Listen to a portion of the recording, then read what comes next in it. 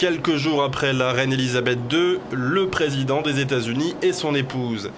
Les invités de marque se succèdent en Irlande, où Barack Obama était en visite ce lundi, coup d'envoi d'une tournée européenne d'une semaine qui le mènera ensuite au Royaume-Uni, en France et enfin en Pologne.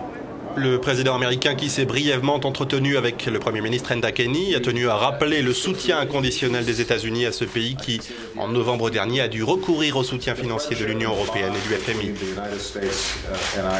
L'amitié et les liens entre les États-Unis et l'Irlande ne pourraient pas être plus forts. Manifestement, ce n'est pas juste une question d'intérêt stratégique ou de politique étrangère. Pour les États-Unis, il y a un lien du sang avec l'Irlande.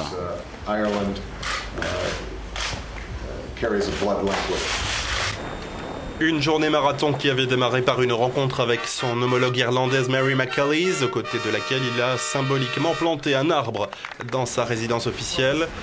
Pas moins de 34 millions d'Américains revendiquent des racines irlandaises, autant de voix qui comptent alors que la campagne pour les présidentielles a pour ainsi dire démarré aux États-Unis.